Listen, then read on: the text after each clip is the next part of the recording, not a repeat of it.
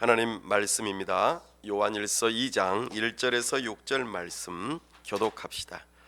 나의 자녀들아, 내가 이것을 너희에게 쓰면 너희로 죄를 범하지 않게 하려 함이라. 만일 누가 죄를 범하여도 아버지 앞에서 우리에게 대언자가 있으니 곧 의로우신 예수 그리스도시라. 그는 우리 죄를 위한 화목 제물이니 우리만 위할 뿐 아니요 온 세상의 죄를 위하심이라. 우리가 그의 계명을 지키면 이로써 우리가 그를 아는 줄로 알 것이요, 그를 아노라 하고 그의 계명을 지키지 아니하는 자는 거짓말하는 자요 진리가 그 속에 있지 아니하되 누구든지 그의 말씀을 지키는 자는 하나님의 사랑이 참으로 그 속에서 온전하게 되었나니 이로써 우리가 그의 안에 있는 줄을 아노라. 그의 안에 산다고 하는 자는 그가 행하시는 대로 자기도 행할지니라. 아멘. 다 함께 기도하겠습니다. 하나님 아버지, 은혜와 사랑을 감사합니다. 복되고 거룩한 주일 하나님 앞에 나아왔습니다. 하나님의 은혜를 사모하는 마음으로 빛 대신 주님 앞에 나아왔사오니 하나님과의 사귐이 있는 시간 되게 하여 주옵소서. 하나님을 아는 지식을 허락하여 주옵소서. 하나님을 알므로 하나님을 뜨겁게 사랑할 수 있도록 우리의 정서를 새롭게 하여 주옵소서. 우리가 하나님을 뜨겁게 사랑함으로 우리의 손과 발을 들여 우리의 의지를 다 들여 자유롭게 우리 하나님의 말씀 따라 순종하며 살아가도록 우리에게 은혜를 베풀어 주옵소서. 이것이 진정 하나님을 사랑하는 증거요, 하나님과의 사귐이 있는 증거임을 기억하며 이 시간뿐만 아니라 우리의 삶의 모든 순간순간 하나님과의 사귐이 있는 삶이 되게 하여 주옵소서.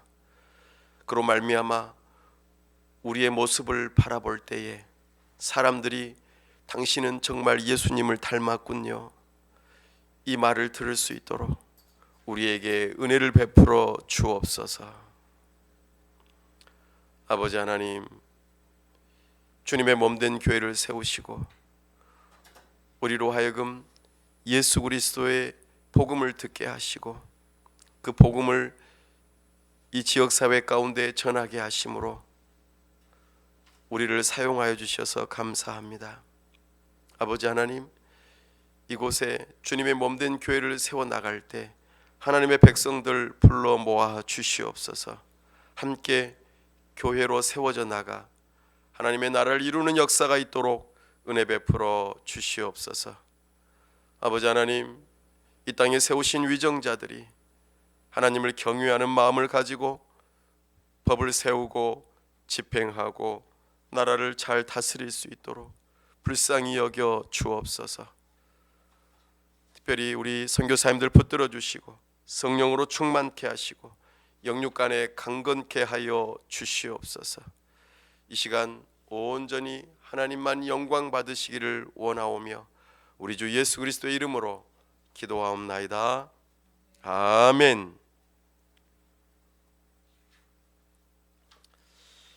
오늘은 요한일서 강의 세 번째 시간으로 사귐은 닮아가는 것이라는 말씀으로 주의 말씀을 선포합니다.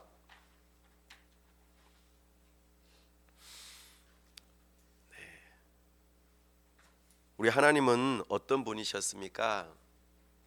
하나님은 생명의 말씀, 영원한 생명, 또 하나님은 빛이시죠. 그 하나님과의 사귐이 우리에게는 구원과 같습니다. 하나님을 사귀는 것은 하나님의 빛 앞에 나아가는 것이죠. 하나님께서는 우리를 사귀기 위해서 어둠 가운데 있는 우리에게 찾아오셨어요. 빛이신 하나님께서 어둠을 뚫고 꽈직 가는 그런 모습으로 땅에 씨앗이 심겨지는 모습으로 찾아오셨습니다. 우리의 어둠을 밝히시고 우리의 죄악된 것들을 밝히 드러내시며 우리의 힘으로는 도저히 구원받을 수 없는 존재인 것을 깨닫게 하시죠. 너희는 나와 함께 사귀자 하고 우리를 어두움 가운데서 밖으로 내보내시고 삼위 하나님의 그 빛 안으로 들어가게 하심으로 그 영원한 사귐이 시작되게 하셨다. 이것이 복음입니다. 적어야겠죠? 이거 복음이야? 맞아, 적어야지. 방금 말씀드렸는데요. 잘 들어야 됩니다. 우리는 그런 하나님과 사귐이 있다 하면서 죄를 짓는 것은 뭐라고요? 거짓말하는 자라고. 우리는 위선적인 태도와 스스로 속이는 기만의 태도와 하나님의 말씀을 왜곡하는 태도로 나의 어두움을 감추려고 하고 하나님을 향하여서 방어 자세를 취하려는 것이 우리의 본능입니다. 너 이거 잘못했지? 그러면 우리는 어떻게 합니까? No, 나 아니야. 내가 언제 그랬어? 하면서 감추려고 하죠. 누구를 보십니까? 나를 보십시오. 내가 그런 존재예요. 우리는 잘못했으면 어두움 가운데 있으면 어떻게 해야 됩니까? 용기를 내서 하나님 앞에 나와야 됩니다. 그래야만 우리는 하나님과의 사귐이 가능합니다. 만일 우리가 우리 죄를 자백하면 그는 미쁘시고 우리 의로우사 우리 죄를 사하시며 우리를 모든 불의에서 깨끗하게 하셔요. 십계명이 낭독될 때에 우리의 죄가 밝히 드러나고 그로 인하여 하나님의 진노와 저주를 받아 마땅한 존재라는 것을 깨달아야 합니다. 맨날 똑같이 하는 예배 순서니까 아무 생각 없이 참여하시면 안 돼요. 나의 마음을 들여다보는 시간이어야 돼야 합니다. 우리는 감히 하나님 앞에 나아갈 수 없지만 하나님 앞에 나아갈 수 있는 은혜가 주어졌다는 것을 기억하시기 바랍니다. 그런 사람들을 향하여 오늘 사도 요한이 뭐라고 부르고 있습니까? 1절 말씀에 나의 자녀들아. 사도 요한이 연세가 많아요. 지금 이것을 쓸 때에 90세가 아마 넘으셨을 거예요. 나이도 많으시지만 성도들을 향하여서 그들을 복음으로 낳았기 때문에 나의 영적인 자녀들로 생각한 것입니다. 그리고 사랑스러운 말로 나의 자녀들아 이렇게 부르고 있습니다. 내가 이것을 너희에게 쓰면 너희로 죄를 범하지 않게 하려 함이라. 이 요한일서를 쓴 목적이 뭐라고 그랬습니까? 첫 번째가 아니요. 1장 4절 말씀에 우리가 이것을 쓰면 우리의 기쁨이 충만하게 하려 함이라. 기쁨은 열매예요. 어떨 때 우리는 기쁠 수 있을까요? 너희가 하나님의 아들을 믿는 그 믿음으로 하나님의 자녀가 된 것, 구원받은 것, 빛의 자녀가 된 것, 이것을 깨닫게 하려고 이것을 쓴 거예요. 그러면 그것을 들을 때에 기쁨이 찾아오는 거죠. 그러면 우리가 하나님의 자녀이면 죄를 범하지 말아야겠죠. 이것이 이 요한일서를 쓴 목적이라고 또 여기서 밝히고 있는 거예요. 우리나라 현대문학에 김동인이라고 하는 작가가 있습니다. 혹시 그분의 작품을 읽어보셨나요? 그 중에 하나 가운데 발가락이 닮았다라는 작품이 있습니다. 발가락이 닮았다. 보셨어요? 네, 표지만. 발가락이 닮았다라고 하는 그 소설의 전체적인 내용을 이끌어가는 분은 의사 선생님이에요. 화자죠. 근데 그 의사 선생님에게 절친이 있었어요. 친한 친구. 그 친구의 이름은 밝히지 않습니다. 영어 이니셜 M이라고만 말합니다. M이라고 하는 한 남자 주인공이 있습니다. 그런데 이 남자 주인공은 여인과 결혼하고 자녀를 낳았어요. 근데 문제는 뭐냐면 이 M이라고 하는 주인공이 젊은 시절에 아주 문란한 성생활을 하다 보니까 성병 환자가 돼버렸어요. 그리고 결국에는 아이를 낳을 수 없는 그런 병에 걸리고 말았어요. 남자라니까요. 예. 아이는 남자와 여자가 함께 있어야만 아이를 낳을 수 있잖아요.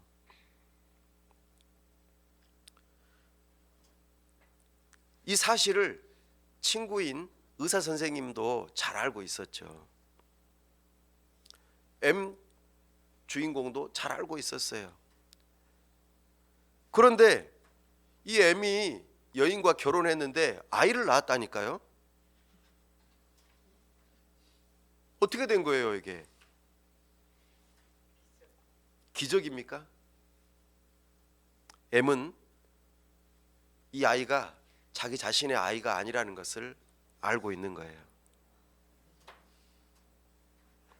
그러면은 의사 선생님도 당연히 알겠죠? 친구니까, 같이 알고 있는 사이니까.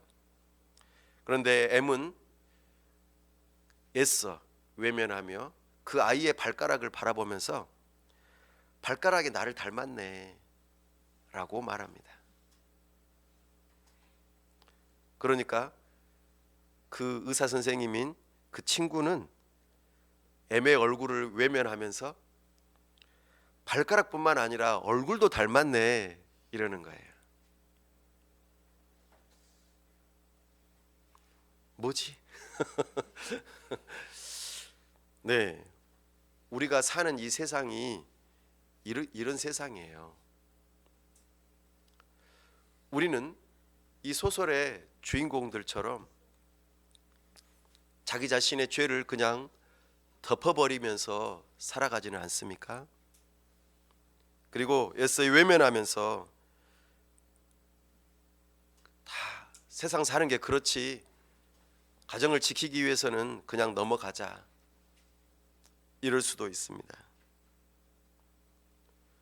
오늘 사도 요한이 믿음이 연약한 자들, 어둠에 있다가 용기를 내서 빛으로 나온 사람들, 교회는 다니지만 여전히 옛 습관에 붙들려서 죄를 짓고 있는 사람들, 자주 반복적으로 죄에 넘어지고 상처받고 견고하게 서 있지 못하는 사람들,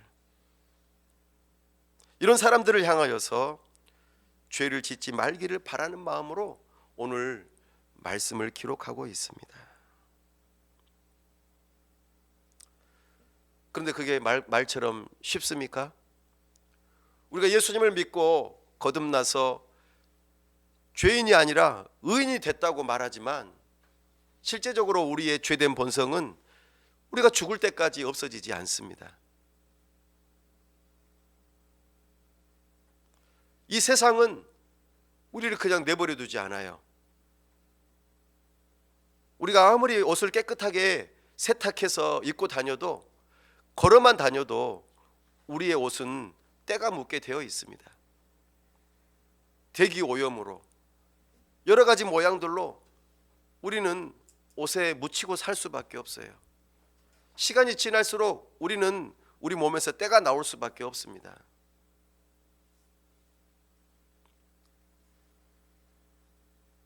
그때 우리는 어떻게 해야 할까요? 맞아요. 때를 벗겨야 돼요. 옷을 세탁해야 돼요. 지금 이것을 말하고 있는 것입니다. 빛으로 나아오라. 너희 죄를 자백해라. 이 말입니다. 그러나 우리는 죄된 본성으로 숨고 싶어요. 왜냐하면 두려운 마음이 들거든요. 나의 자존심이 걸린 문제이고 나 괜찮은 사람처럼 보이고 싶은데 안 되는 거예요. 은근슬쩍 넘어가려고 하는 거죠. 그때에 사도 요한이 너희가 두 가지를 기억해라 이럽니다. 무엇입니까? 첫 번째, 만일 누가 죄를 범하여도 아버지 앞에서 우리에게 대언자가 있으니 곧 의로우신 예수 그리스도시라. 아멘. 사랑하는 여러분, 우리에게는 참으로 놀라운 분이 계셔요. 바로 예수 그리스도께서 우리와 함께 하신다는 것입니다. 이것을 기억하라고 말합니다. 사랑하는 여러분, 우리가 우리 자신의 죄가 깨달아질 때는 보통 어떨 때입니까? 내 양심이 찔릴 때이죠. 양심이 찔리면 아, 내가 잘못했구나라고 깨달아지는 겁니다.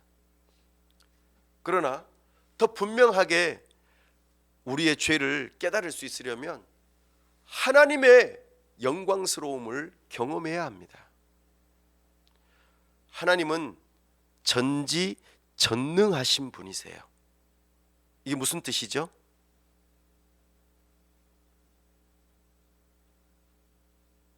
하나님은 모든 것을 알고 계시고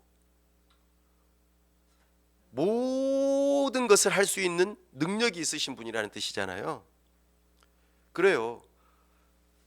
내가 하는 모든 일을 하나님은 다 알고 계신다는 그것이 나에게 강력하게 다가올 때 내가 한 것에 대한 죄가 깨달아지기 시작하는 거예요. 숨길 수 없는 것이죠.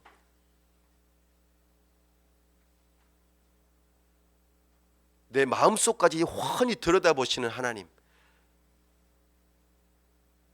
또 나의 무능함을 내가 깨달을 때 내가 이걸 할 수 없구나, 나 이거 안 되는구나 라고 깨달을 때 우리는 전능하신 하나님을 발견합니다.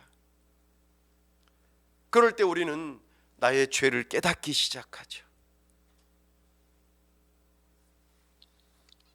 이것이 바로 하나님과의 사귐을 떠나게 하는 죄라는 것입니다. 어제 우리 아이들과 함께 나니아 연대기를 함께 또 공부했습니다. 나니아 연대기에서 심오한 태초의 마법이라고 하는 제목으로 함께 읽어갔는데요. 거기에서 나니아 나라라고 하는 곳에 아주 심오한 마법이 하나가 있는데 그 문구가 뭐냐면 배신자는 반드시 죽어야 된다는 그런 문구였어요. 이것에 대해서 하얀 마녀가 아슬란이라고 하는 나니아의 왕에게 요구합니다. 여기에 반역자가 있습니다. 이 반역자는 반드시 죽어야 합니다. 누굴까요? 에드먼드. 에드먼드가 하얀 마녀를 따라가면서 아슬란을 배신한 그런 반역자라는 거죠. 하얀 마녀는 바다 황제의 사형 집행관이었습니다. 그래서 이 에드먼드를 죽일 수 있다고 그렇게 이야기하는 것이죠. 만약에 그렇지 않으면 나니아 나라가 불과 물로 멸망하게 된다고 요구합니다. 사랑하는 여러분, 죄가 깨달아질 때 그 죄는 결국에는 죽음을 불러오고 멸망으로 이어지게 된다는 것을 우리에게 비유적으로 이야기하고 있습니다. 죄는 아주 위험합니다. 왜냐하면 죄는 하나님으로부터 떠나 다른 것을 예배하도록 만들기 때문입니다. 이 세상에 사는 모든 사람들은 다 예배자입니다. 다만 대상이 다를 뿐이에요.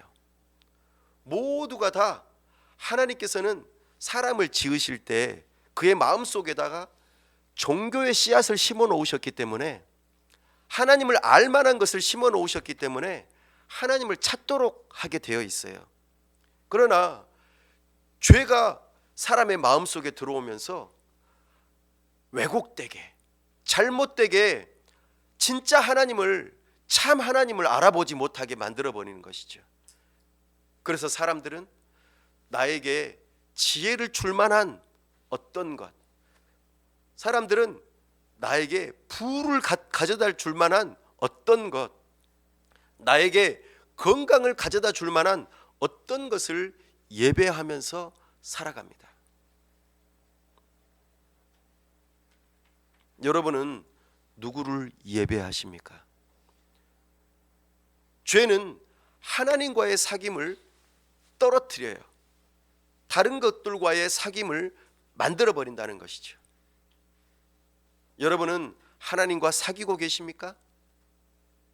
아니면 나에게 즐거움을 주는 또 다른 것에 푹 빠져서 예배하고 있습니까? 죄는 우리에게 책임감을 불러일으킵니다. 내가 한 것에 대한 책임감 말입니다. 우리의 마음에 정죄하려는 마음이 가득해져요. 너 또 잘못했구나. 그 압박감이 보통이 아니에요. 죄의 경중에 따라서, 무겁고 가벼움에 따라서 우리의 마음을 짓누르는 것이 어쩔 줄 몰라요. 그래서 우리는 어떻게 합니까? 죄를 지으려고 할 때 숨어서 하려고 하죠. 아무도 모르게 하려고 하죠. 안 들키려고. 들키면 마음이 무거우니까요. 혼날까 봐. 사랑하는 여러분, 저는 그렇게 죄를 많이 안 지었는데요. 나는 정말 착하게 산다고요. 나 정직하게 살려고 노력한다고요. 어쩌면 그럴지도 모르겠습니다. 그러나 한번 생각해 보십시오. 여러분들의 부모님이 너희들 정직하게 살아라, 성실하게 살아라, 착하게 살아야 한다, 이렇게 가르쳐 주셨을 때 여러분들은 부모님의 말씀을 잘 듣는다고 가정해 보십시다. 정말 열심히 착하게 성실하게 잘 살아가고 열심히 일을 또 해요. 돈도 많이 벌고. 그런데 정작 그 부모님의 생신인데 찾아오지를 않아요. 부모님이 편지를 보내도 대답이 없고, 전화를 걸어도 받지 않고, 생신인데도 찾아오지 않고, 이러면 어떨까요? 아니, 나는 우리 부모님 말씀 따라서 정직하게 최선을 다해서 성실하게 열심히 일하고 있다니까요. 착하게 살고 있다고요. 그런데 정작 그것을 가르쳐준 부모님을 향하여서 사귐이 없다면 어떻게 생각하십니까?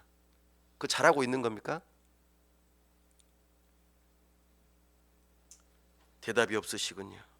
불러도 대답이 없는 이름이 돼야. 아니요. 사랑하는 여러분, 우리에게 모든 은혜를 주신 하나님을 찾지 않는다면 내가 아무리 착하게 살고 성실하게 살고 열심히 살아도 소용이 없는 거예요. 죄라는 것이 이런 거예요. 하나님과의 사귐으로부터 멀어지게 하는 거예요. 이러면 안 되는 줄 알면서도 계속 그렇게 사는 거예요. 이것이 바로 죄라는 것이죠. 그래서 사도 요한은 나의 자녀들아, 내가 이것을 너희에게 쓰면 너희로 죄를 범하지 않게 하려 함이라.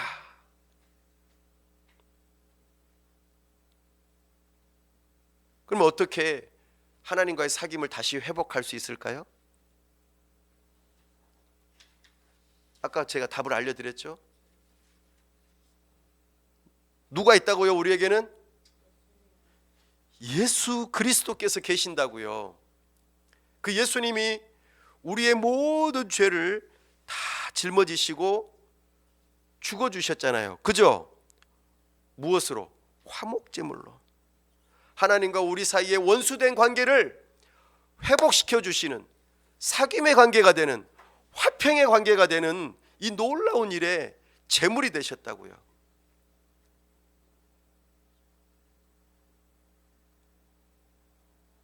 그 예수님의 화목제물은 온 세상의 죄를 다 감당할 수 있을 만큼 충분한 제물입니다. 이것은 모든 사람을 다 구원한다는 뜻이 아니에요. 이 세상에 있는 모든 죄를 다 감당할 수 있을 만큼 충분하다는 뜻이에요. 그분이 우리를 위해서 무엇을 해주신다고요? 아버지 앞에서 대언자가 되신다고 말씀하십니다. 그분은 의로우신 분이세요. 죄가 없으심에도 불구하고 우리를 대신하여 십자가에 지심으로 우리의 모든 죄값을 다 치르시고 다시 부활하신 분이십니다. 그 예수님께서 하나님 보좌 우편에서 지금도 우리를 위하여 중보기도하시며 우리의 연약함을 도우시는 대언자이십니다. 변호사라는 뜻입니다. 변호사의 역할은 무엇입니까? 변호사는 법정에서 변호하죠. 무엇을 변호합니까? 해당되는 사람의 죄가 무엇인지, 죄가 있는지 없는지를 가려내는 일에 변호를 해요. 그리고 만약에 죄가 발견됐다 그러면 어떻게 합니까? 그에 합당한 벌을 받도록 검사와 함께 협상을 합니다. 그러나 우리 예수님께서는 우리의 대언자이시면서 우리의 화목제물이 되셨기 때문에 우리의 모든 죄의 빚을 다 갚으셨어요. 그러므로 우리는 더 이상 하나님 앞에서 재판받을 일이 없다는 것이죠. 이것이 바로 의로우신 예수님의 대언자 은혜입니다. 화목제물 대신 그 예수님의 은혜라는 것이죠. 너무나 놀랍지 않습니까? 우리는 하나님의 말씀, 하나님의 그 놀라우신 신성을 바라보면서 또 나의 양심으로 나의 죄를 바라보면서 세상 가운데 있는 그 죄악된 모습들을 바라보면서 우리는 죄를 깨닫습니다. 그때마다 우리에게는 반드시 예수님에게 나아가는 은혜가 필요한 것입니다. 사랑하는 여러분, 죄는 하나님의 은혜를 깨닫게 합니다. 반대로 은혜 받은 자는 죄를 알게 되는 것이죠. 여러분, 여러분의 죄를 알고 계십니까? 우리 사극에서 나오죠. 네 죄를 네가 알렸다. 은혜 받은 사람만이 죄를 깨닫는 거예요. 은혜 받지 못한 사람은 내 죄가 무엇인지 알지 못해요. 우리 예수님께서는 이 땅에 오시고 예수 그 십자가의 대속의 죽음으로써 하나님과의 사귐을 회복하게 하시는 놀라운 일을 감당하셨다는 것입니다. 어떻습니까? 이것이 바로 복음입니다. 놀랍지 않습니까?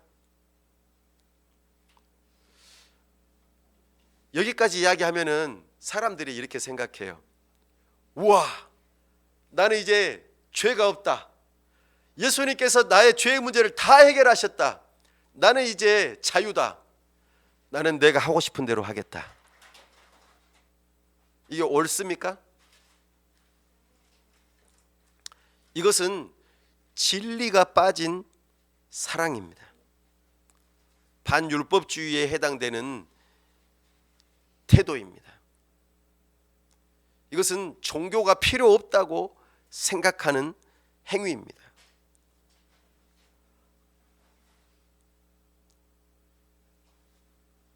나의 죄가 얼마나 큰지, 그 죄를 다 씻으시고 용서하신 그 예수님의 사랑과 은혜를 생각한다면 내가 또 다시 죄 짓는 길로 가는 것이 옳습니까? 그것을 하지 못한다면 배은망덕한 사람입니다. 진리가 빠진 사랑은 우리를 방탕으로 이끌어요. 또 죄를 지어도 되지. 내가 또 회개하면 되니까 죄 지어도 될 거야. 사람이 사는데 어쩔 수 없지. 이것은 올바른 태도가 아닙니다. 진정으로 예수 그리스도의 그 희생 제물을 이해한다고 하면은, 믿는다고 한다면 아픔을 갖는 겁니다. 나 이러면 안 되는데, 나 이러면 안 되는데, 나 어떡하지? 이런 태도로 하나님 앞에 나아오셔야 합니다. 근데 반대로 사랑이 빠진 계명을 주장하는 사람들이 있어요. 내가 어떤 사람인데 내가 주일 예배도 한 번도 안 빠지고 헌금도 꼬박꼬박 하고 다른 사람도 도와주고 금식도 하고 기도도 빠지지 않고 하는데 나같이만 해봐. 이러면은 괜찮지 않아? 라고 하나님을 향한 사랑이 없는 계명에만, 행동에만 치우친 그런 주장을 한다면 우리는 율법주의에 빠지고 말 것입니다. 이것은 종교 행위입니다. 종교 생활입니다. 이것은 진정한 신앙생활이 아닙니다. 우리는 사랑이 빠진 계명이나 진리가 빠진 사랑은 치우친 모습입니다. 사랑하는 여러분, 우리는 그 예수 그리스도를 믿는 믿음으로 겸손하게 하나님 앞에 나아가면서 나의 죄를 고백하고 하나님과의 사귐을 회복하는 일이 날마다 있어야 합니다. 그러면서도 주의해야 하죠. 또다시 죄를 짓지 않도록 노력해야 하는 것입니다. 그럼에도 불구하고 잘못했을 때는 또 하나님 앞에 나아가라고 말씀하고 있는 것입니다. 우리가 밥을 한 번만 먹고 그만두지 않는 것처럼 회개하는 일은 매일 해야 되는 것입니다. 이것이 참된 용서를 받은 자의 태도인 것이죠. 하나님과의 사귐에 있어서 우리를 견고하게 하는 것은 바로 진리에 따른 사랑, 사랑이 있는 진리를 따르는 삶입니다. 그래서 오늘 사도 요한이 우리에게 이렇게 말합니다. 3절 말씀입니다. 우리가 그의 계명을 지키면 이로써 우리가 그를 아는 줄로 알 것이요. 여러분, 예수님 아십니까? 예수님이 누구예요? 예수님은 누구인지를 알려면 예수님의 계명을 지켜야 합니다. 하나님의 말씀이 기준이 되어야 합니다. 내 마음대로가 아니라 하나님의 말씀이 기준이 되어야 합니다. 그러면은 예수님을 안다고 표현할 수 있어요. 제가 전에 한번 팬과 제자에 대해서 말씀드렸었죠. 열광적인 팬은 연예인을 너무나도 잘 알아요. 그의 생년월일부터 시작해서 좋아하는 것, 싫어하는 것, 여러 가지 사건들을 다 알아요. 꿰고 있어요. 그러나 정작 그 연예인은 나를 알까요? 몰라요. 그것이 팬이에요. 그러나 제자는 서로 아는 거예요. 내가 당신을 알듯이 당신도 나를 아는 거예요. 이것이 진정한 제자라고 말씀드렸습니다. 우리는 예수님의 계명을 알고 지키는 것, 이것이 진정으로 예수님을 안다고 말할 수 있는 것입니다. 4절 말씀에 그를 아노라 하고 그의 계명을 지키지 아니하는 자는 거짓말하는 자요 진리가 그 속에 있지 아니하되. 그렇습니다. 우리는 진리가 빠진 사랑, 저 알아요. 저분을 너무나 사랑해요. 그런데 그분을 전혀 진리가 없는 그런 사랑은 진짜가 아니고 거짓말이라는 것이죠. 이것이 서로 대꾸를 이루면서 우리에게 말씀하고 있습니다. 하나님과의 사귐이 견고해지려면 첫 번째는 알아야 됩니다. 두 번째는 그의 계명을 지켜야 되는 것이죠. 그리고 5절 말씀 읽어보십시다. 누구든지 그의 계명을 지키는 자는 하나님의 사랑이 참으로 그 속에서 온전하게 되었나니 이로써 우리가 그의 안에 있는 줄을 아노라. 아멘.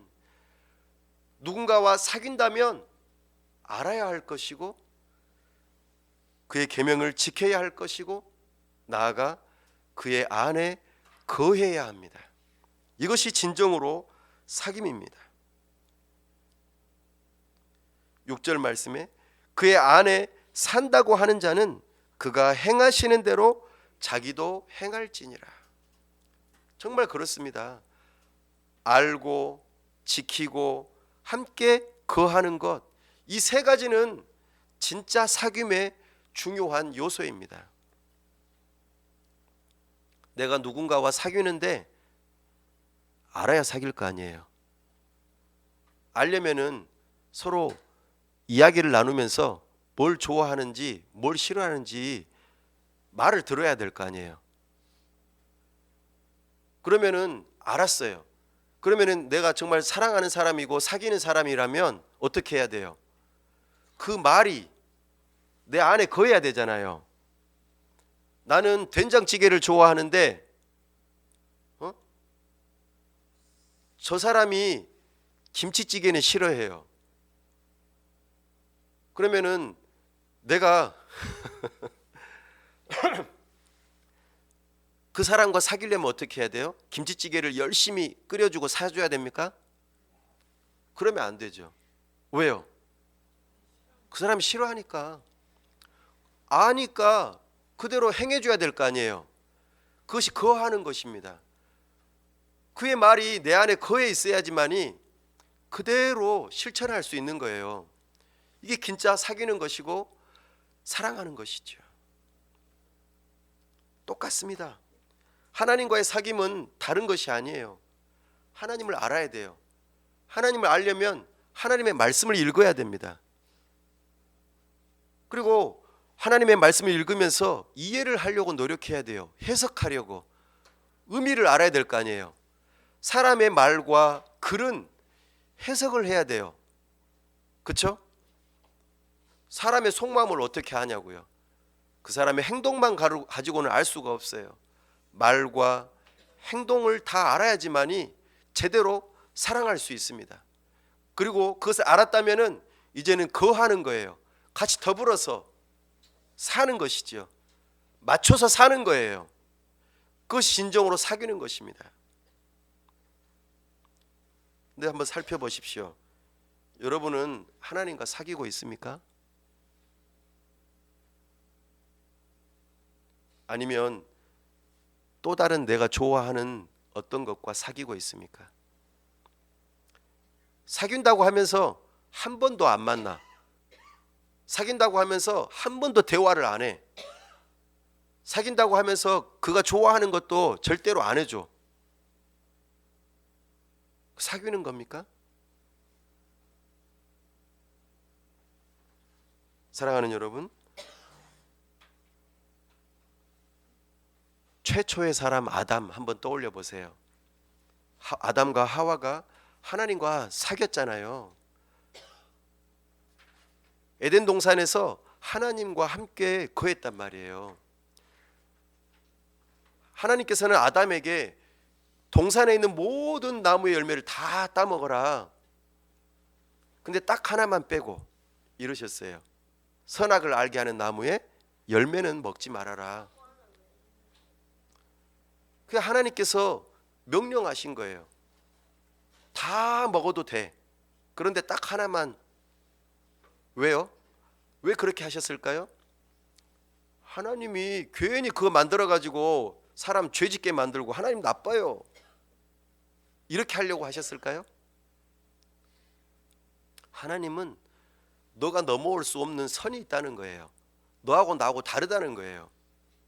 이거는 지켜야 된다라는 거예요.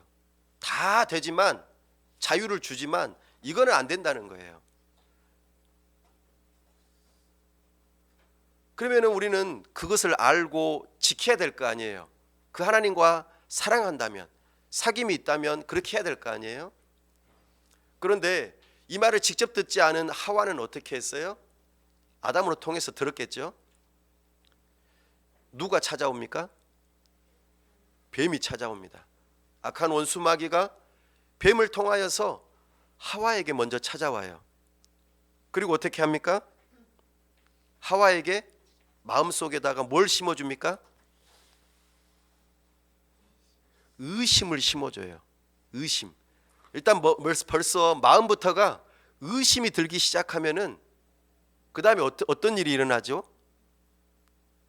의심이 일어났어요. 그러면은 어떤 일들이 일어납니까?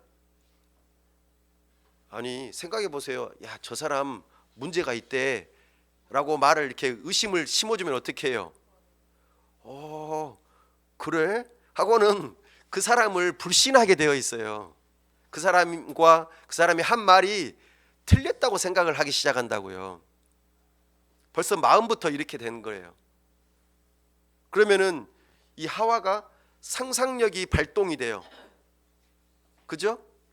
상상력의 나래를 펴서 어떻게 됩니까? 저 선악을 알게 하는 나무의 열매를 보니까 눈으로 뿅 보암직도 하고 맛있게 먹음직도 하고, 그걸 먹으면은 틀림없이 우리를 하나님처럼 되게 해서 지혜롭게 할 거야 라고 이 상상력이 발동하기 시작하는 거예요. 그러면은 마음 안에 뭐가 생겨요? 탐심이 생기는 거예요. 먹고 싶다.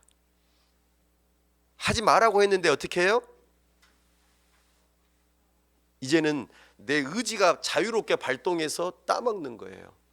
벌써 마음에서부터 시작해서 나의 행동까지 나오는 거예요. 그죠? 하나님과의 사귐에서부터 멀어지기 시작하니까 이것까지 된다고요. 그리고 어떻게 해요? 나 혼자만? 아니요. 내가 함께 있는 사람하고도 나눠주는 거예요. 아담이 어디 있었어요? 하와가 이거 따먹을 때 아담은 어디 있었어요? 말씀에서 바로 옆에 있었다고 그러잖아요. 바로 옆에 있는 아담한테 줬다고 그러잖아요. 아담이 막아야 되는데 안 막았어요. 이게 하나님과의 사귐이 아닌 악한 원수마귀와의 사귐이 이런 방식으로 진행이 됐다고요. 마음에서부터 감정으로 끌어올라 행위를 행했다고요. 이것이 바로 큰 문제입니다. 하나님과의 사귐에 있어서 여러분 마음 안에 하나님을 진심으로 알고 싶어하고 사랑하십니까? 그렇다면 여러분의 감정과 정서는 하나님을 사랑하는 마음으로 나타날 거예요. 그러면은 하나님을 사랑하는 마음으로 어떻게 할까요? 나의 의지는 하나님의 말씀인 성경을 읽기 시작하는 거예요. 기도하기 시작하는 겁니다. 이것이 기본이에요. 이게 메커니즘입니다. 누군가와 사귄다는 것의 핵심적인 행위예요. 마음, 감정, 행위, 나의 의지가 드러나는 것이죠. 내가 누군가와 사귄다면 그 사람을 알고 싶고 사랑하는 마음을 가지고 헤어지기 싫으니까 결혼하는 거예요. 여러분은 예수님과의 그 사귐, 예수님을 주님으로 믿고 고백하면서 예수님을 평생 주님으로 믿고 따르면서 살겠노라고 약속했을 텐데 어떻게 살아가십니까? 내 삶에 있어서 가장 우선순위를 그 예수님과 만나는 것으로 시작합니까? 진정으로 사랑한다고 하면서 많은 시간을 그분과 함께 거합니까? 모든 일들에 대해서 그분과 함께 상의하고 그분의 뜻이 무엇인지 알기 위해서 성경을 뒤지고 있습니까?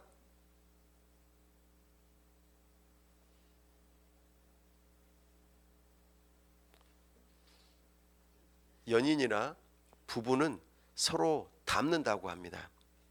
왜냐하면 함께 하기 때문입니다.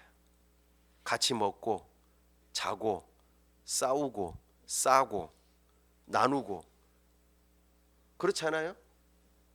사귀는 것은 닮아감으로 연결되게 되어 있습니다.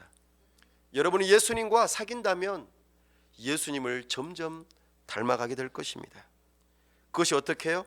5절 말씀에서와 같이 누구든지 그의 말씀을 지키는 자는 하나님의 사랑이 참으로 그 속에서 온전하게 되었나니. 우리를 온전하게 만드신대요. 예수님을 닮은 모습으로 만드는 것이 바로 하나님과의 사귐입니다. 부부가 결혼하면은 그 결혼 관계 속에서 자녀를 낳습니다. 열매를 맺는 것이죠. 사랑은 그런 거예요. 우리가 예수님과의 사귐이 있다면 그 예수님을 알아가고 사랑하는 마음으로 그의 계명을 지키는 것이고 그 계명을 지키는데 계속 지키는 거함이 있는 것입니다. 그럴 때 우리는 나도 모르게 예수님을 닮아가게 되어 있어요. 오늘 그 이야기를 하고 있는 것입니다. 6절 말씀에 그의 안에 산다고 하는 자는, 여러분은 예수님 안에 살고 있습니까? 예수님이 여러분 안에 살고 계십니까? 그러면은 그가 행하시는 대로 자기도 행할지니라. 나 따라하기, 예수님 따라하기 하라고 말씀하고 있습니다. 바로 이것이 진정한 하나님과의 사귐입니다. 하나님과의 사귐으로 예수님을 닮아가는 우리 모든 성도들이 다 되실 수 있기를 간절히 바랍니다. 우리 시간 함께 기도할 때에 하나님과의 사귐을 가로막는 죄가 있다면 하나님 앞에 자백하십시오. 하나님을 사랑하노라 하면서도 하나님이 아닌 다른 것에 한눈 팔고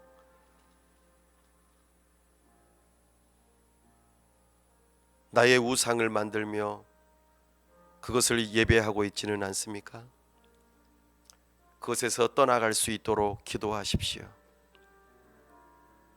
내가 가장 사랑하는 것이 무엇인지, 그것은 내가 가장 많이 생각하고 가장 많은 시간을 들이며 나의 물질을 가장 많이 드리는 것이 바로 내가 사랑하는 것입니다.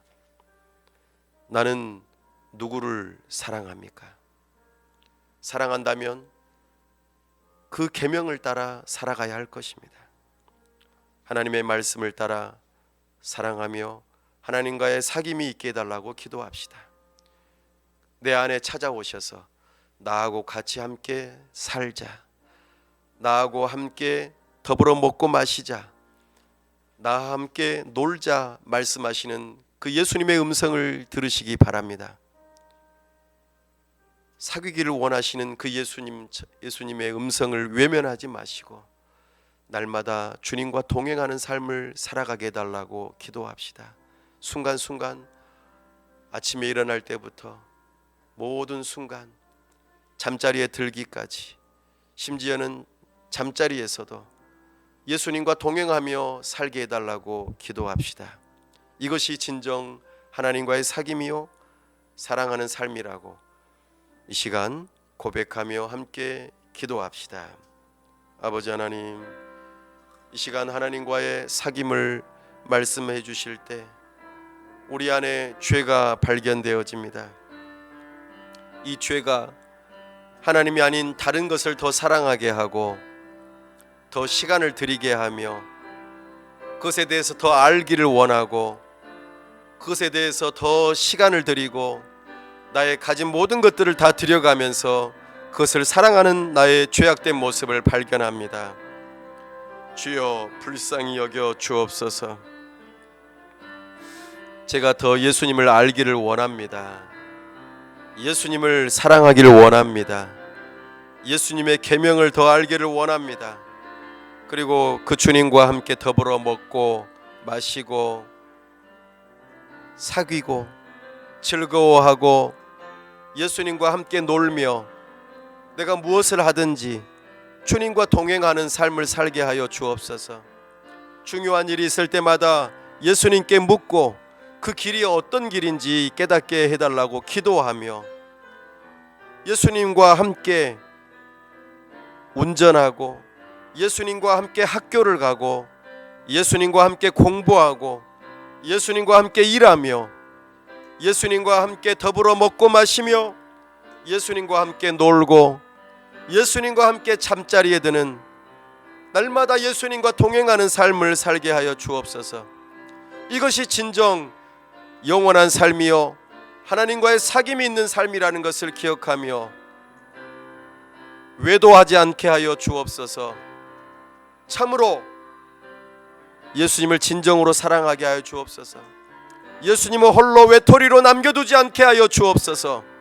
말로만 예수님을 사랑한다고 고백하지 않게 하여 주옵소서. 진심으로 행동으로 모든 것을 다 드려 예수님을 사랑함으로 예수님을 점점 더 닮아가는 우리의 인생이 되게 하여 주옵소서. 사랑 안에 거하며 온전해지는 역사가 있게 해 주시옵소서. 은혜 베풀어 주시옵소서. 도와 주시옵소서. 역사하여 주옵소서. 성령 하나님 은혜 베풀어 주시옵소서. 우리 주 예수 그리스도의 이름으로 기도하옵나이다. 아멘.